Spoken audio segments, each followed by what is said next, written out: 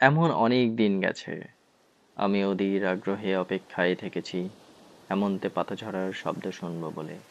নিঃশব্দে অপেক্ষা করেছি বনভূমিতে, কোনো বন্ধুর জন্য কিংবা অন্য অনেকের জন্য। হয়তোবা ভবিষ্যতেও অপেক্ষা করব। এমন অনেক দিনই তো গেছে, কারো অপেক্ষায় বাড়ি বসে আছি। হয়তো কেউ বলেছিল, অপেক্ষা করো, একসঙ্গে বেরোবো। এক শনিবার রাতে খুব ক্যাজুয়ালি কোনো বন্ধু ঘোরের মধ্যে গোগানির মতো উচ্চারণ করেছিল, বাড়ি থেকেও, ভোরবেলা তোমাকে তুলে নেব।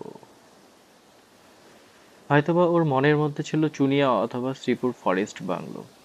আমি অপেক্ষায় থেকেছি।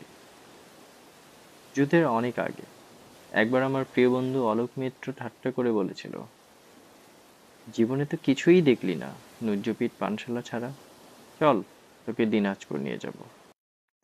কান্তজির মন্দির ও রামসাগর দেখবি, বিরাট গোলাকার চাঁদ, মস্ত আকাশ, খোলা আকাশ দেখবি, পলা ও আদিয়ারদের জীবন দেখবি। গল্প টল্প লেখার ব্যাপারে কিছু উপাদান পেয়ে যেতেও পারিস। তৈরি থাকিস, আমি আসবো।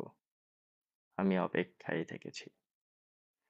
আমি বন্ধু, পরিচিত জন, এমনকি শত্রুর জন্যও অপেক্ষায় থেকেছি। বন্ধুর মধুর হাসি আর শত্রুর ছুরির জন্য অপেক্ষায় থেকেছি। কিন্তু তোমার জন্য আমি অপেক্ষায় থাকবো না, প্রতীক্ষা করব। প্রতীক্ষা শব্দটি আমি শুধু তোমার জন্যই খুব যত্নে বুকের তরঙ্গে তুলে রাখলাম। অভিধানে শব্দ দুটির তেমন কোনো আলাদা মানে নেই, কিন্তু আমরা দুজন জানি ওই দুই শব্দের মধ্যে পার্থক্য অনেক। অপেক্ষা একটি দরকারি শব্দ, আটপৌরে, দোতনাহীন, ব্যঞ্জনাবিহীন, অনেকের প্রয়োজন মেটায়। প্রতীক্ষাই আমাদের ব্যবহার্য সঠিক শব্দ। অনুমান অপশব্দটি আমাদের ব্যবহারের অযোগ্য। আমরা কি একে অপরের জন্য প্রতীক্ষা করব না?